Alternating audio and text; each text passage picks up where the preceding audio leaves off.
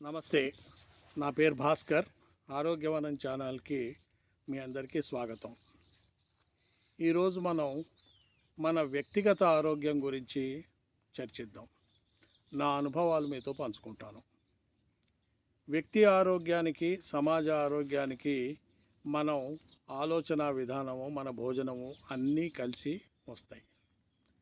మన ఆరోగ్యాన్ని మన తల్లిదండ్రులు మనకి ఇచ్చే ముందర చాలాసార్లు మా చిన్నప్పుడు తల్లి కానీ తండ్రి కానీ మనలో జరుగుతున్న మార్పులని గమనిస్తూ దానికి తగ్గట్టుగా భోజనాన్ని చేంజ్ చేసేవాళ్ళు. అరే, ఇవాళ వీడి కళ్ళు ఎర్రగా ఉన్నాయిరా, కాబట్టి వీడికి ఇంత చల్ల తాగిపిద్దాం, లేకుండా నిమ్మకాయ నీళ్ళు తాగిపిద్దాం. ఇవాళ వీడు చాలా స్లో ఉన్నాడు, కాబట్టి వీనికి ఇంత మంచి బిర్యానీ కానీ ఏదైనా పెడదాం. ఇవాళ వీనికి డల్లుగా ఉన్నాడు, వీనికి కడుపులో బాగాలేనట్టున్నది అని కడుపు మీద చేయి పెట్టేసేసి చూసి కడుపు గట్టిగా ఉన్నది కాబట్టి వీనికి మధ్య తాగిపిద్దాం, లేకపోతే ఏదైనా ఇంకో మార్గం చేద్దాం, లేకపోతే ఇంత జీలకర్ర కానీ లేకపోతే ఇంత ఓమ కానీ ఇంకోటి కానీ తినిపించేయటం. ఈ విధంగా వంట ఇంటిని వాళ్ళు ఒక మందుల కేంద్రంగా ఉపయోగిస్తూ మనకి ఆరోగ్యాన్ని పంచేవాళ్ళు. సో దానివల్ల డాక్టర్ దగ్గరికి వెళ్ళటం అనేది చాలా తగ్గేది.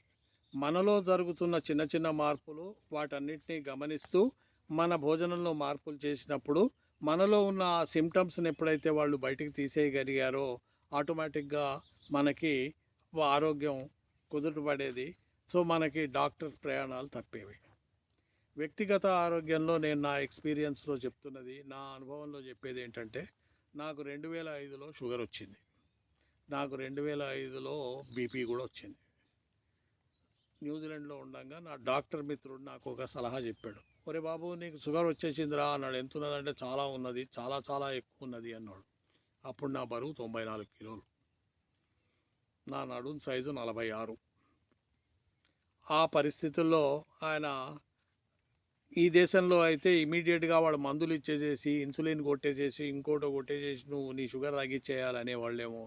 కానీ నా అదృష్టం కొద్దీ ఆ దేశంలో ఆ డాక్టర్ నా మిత్రుడు కావటం వల్ల, నీకు 3 నెలల సమయం ఇస్తున్నాను, ఈ 3 నెలల సమయంలో కనుక నువ్వు నీ బరువు తగ్గించుకుని నీ ఆరోగ్యాన్ని పెంచుకుని నువ్వు కనుక నీ షుగర్ని కంట్రోల్ చేసుకోగలిగితే నీకు మందు ఇవ్వను అన్నాడు. సరే, ఏం చేయమంటావు అని అడిగా. 4వ భాగం మాత్రమే ధాన్యాలు తిను, మిగతా 3 భాగాలు పప్పులు, పళ్ళు, కూరగాయలు తిను. అన్నం తినంగానే ఎప్పుడు పడుకోకు, ఎందుకంటే అన్నం తినంగానే నీకు బాడీలో షుగర్స్ రిలీజ్ అవుతాయి కాబట్టి పడుకోకు. అన్నం తినంగానే కొంచెంసేపు కూర్చుని బయటికి వెళ్ళి పని చేయాలి. నిద్ర వస్తున్న ఫీలింగ్ వచ్చినా సరే బయటికి వెళ్ళి పని చేయి, ఆ షుగర్ ఇదైపోతుంది. తిన్న తర్వాత 2-3 గంటల వరకు పడుకోకు. ఇటువంటివి కొన్ని ఆయన చెప్పడం జరిగింది. నేను తూచా తప్పకుండా పాటించాను. ఇవాళ 19 సంవత్సరాల తర్వాత కూడా నేను ఒక మందు వేసుకోకుండా, ఒక బీపీకి కానీ షుగర్కి కానీ నేను ఎప్పుడు మందు వాడకుండా బతకగలుగుతున్నాను. ఈ మాటను కనుక ఫార్మసీ కంపెనీలు వాళ్ళు కానీ వింటే వాళ్ళు నా అడ్రస్ చూసుకొచ్చి నా పని పట్టే అవకాశం ఉన్నది. కానీ ఇది సత్యం. మనని మనం మేనేజ్ చేసుకోవాలి, మన ఆరోగ్యాన్ని మనం తెచ్చుకోవటానికి కావలసిన మార్పులు చేయాలి.